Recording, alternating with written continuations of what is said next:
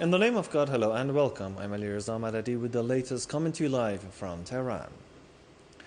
Iranian President Hassan Rouhani has once again reiterated the need to closely monitor the full implementation of health protocols in all businesses. In a phone conversation with Iranian Health Minister Saeed Namaki and the country's Interior Minister Abdulreza Rahmani Fazli on Monday, President Rouhani said by prioritizing people's health, the government is also concerned about their economic situation and livelihood, and the resumption of necessary business activities should not lead to harm to people's health. He said the implementation of the smart social distancing plan should not undermine the imposition of the necessary restrictions and oversight, the control and the implementation of health protocols should continue to reduce disease.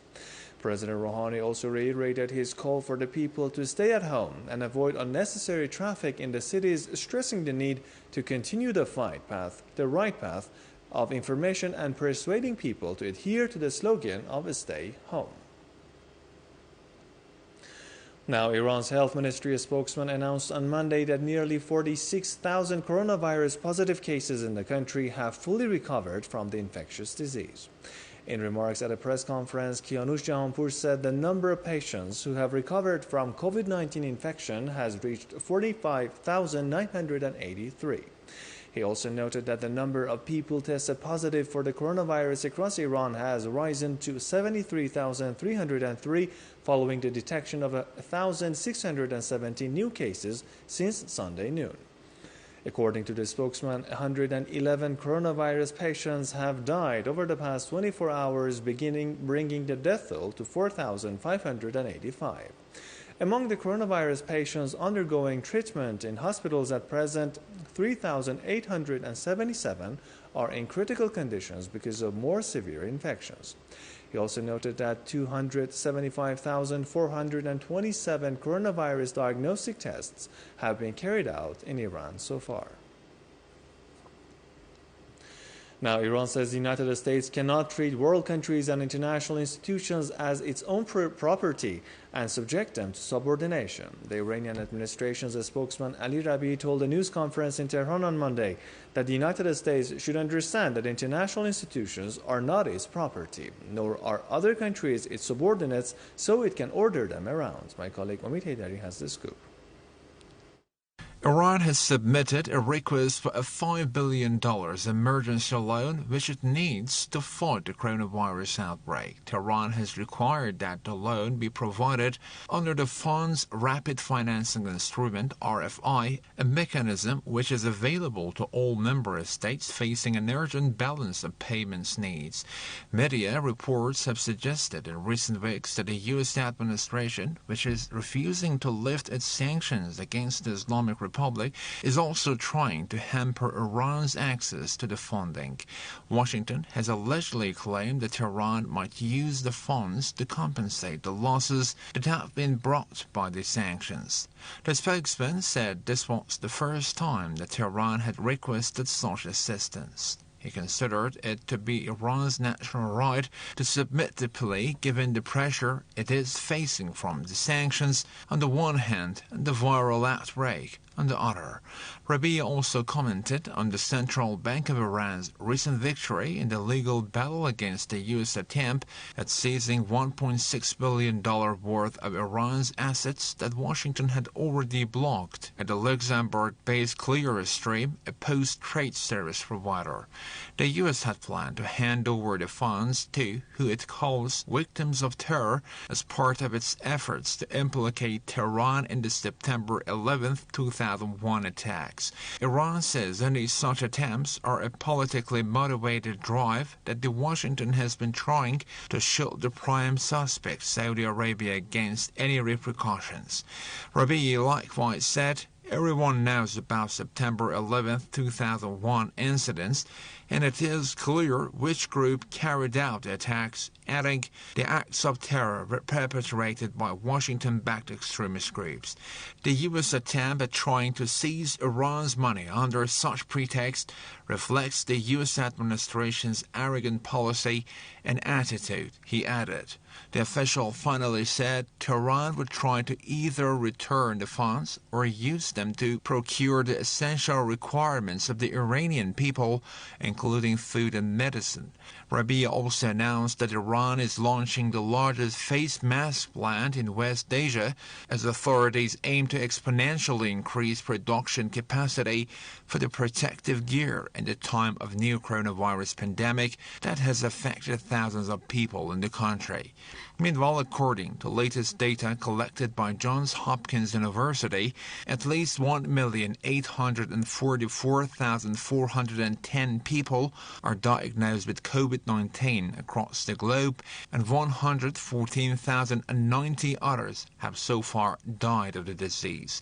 Slowing death rates from the coronavirus epidemic in Italy, France and Spain, the worst affected nations after the United States, have provided some hope in Europe, where millions of people celebrated Easter Sunday under lockdown in their homes. Deaths from coronavirus infection in Italy rose by 431 on Sunday, down from 619 the day before. That was the lowest daily rise in deaths since March 19.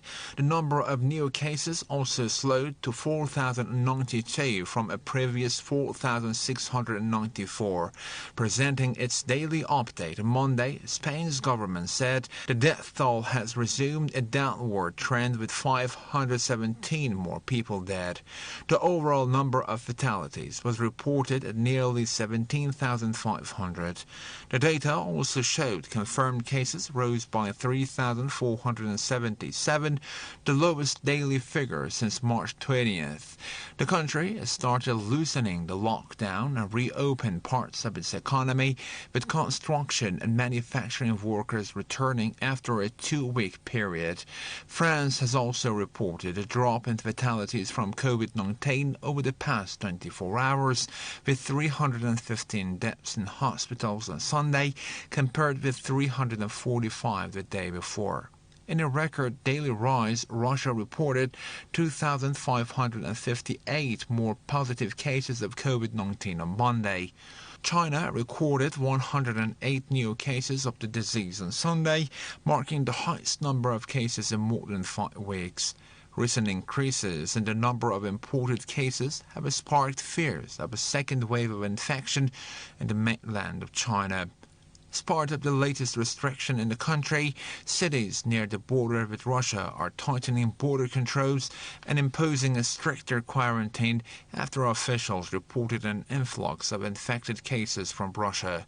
The northeast Heilongjiang province, which borders Russia, has become the new battleground against the coronavirus outbreak. South Korea said on Monday that at least 116 people who have recovered from COVID-19 had tested positive again. In the Middle East, Jordan extended its month-long lockdown until the end of this month on Sunday. Turkish President Recep Tayyip Erdogan, meantime, has rejected the resignation of his interior minister, Süleyman Soylu, who had hastily declared a weekend lockdown that led to a surge in panic buying and traffic in Istanbul. Health officials reported 97 more deaths on Sunday, bringing the death toll to 1,198. The country of 80 million has nearly 57,000 confirmed cases of the viral infection. Now, in neighboring Afghanistan, the capital Kabul, meanwhile, has extended the lockdown for another 2 weeks amid COVID-19 rise. Here's more. The Afghan government has extended the quarantine period in capital Kabul for another 15 days after the Ministry of Public Health warned of a speedy rise in the number of positive cases of COVID-19 across the country. Police and other security personnel continue to strictly implement the quarantine regulations. 1,600 police forces using 400 vehicles are commissioned across different parts of Kabul to implement the restrictions seriously. However, the main motive behind the Interior Ministry's decision to use force for implementing quarantine regulations is said to be the ignorance of regulations by most people. Therefore, police warned them of facing the bitter consequences, including being imprisoned. I again emphasize that nobody is allowed to either go on a picnic or get out of home without having urgent case. Otherwise, police are authorized to strictly implement the restrictions. In the meantime, in a country where over 50% of its population live below the poverty line, staying home and forgetting about working outside equals to tolerating hunger. This has created serious concerns among Afghans who have been calling on not only the government but also the international community for help to reduce the levels of harm coming from the coronavirus outbreak. However, low capacity, less equipment and the people's ignorance to stay home are known as the main obstacles on the way of the Afghan government to properly implement the quarantine regulations and avoid a major humanitarian crisis in the country. Reporting for Press TV, Syed Amin Alami, Kabul.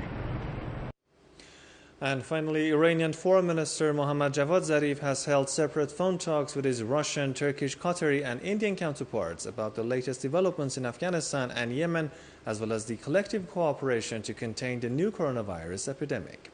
Zarif and his Russian counterpart Sergei Lavrov on Monday exchanged views about the political crisis in Afghanistan that emerged following the recent presidential election and stressed the importance of restoring peace to the country. They also called for the establishment of sustainable peace in the war-ravaged country of Yemen. In the talks with the Turkish, Qatari and Indian foreign ministers, respectively, Zarif and his counterparts discussed possible ways to bolster collective cooperation to contain coronavirus in the region and across the world. In his phone call with his Indian counterpart, Zarif also discussed with him the illegal and unilateral sanctions imposed by the United States against the Iranian people. The Iranian foreign minister also spoke with United Nations Secretary General Antonio Guterres late on Sunday, saying a sustainable ceasefire in the war-torn Yemen could set the ground for a political settlement of the crisis arising from Saudi Arabia's 5-year war against the country. Well, that's it for me now. Thank you very much indeed for staying with us. Good night.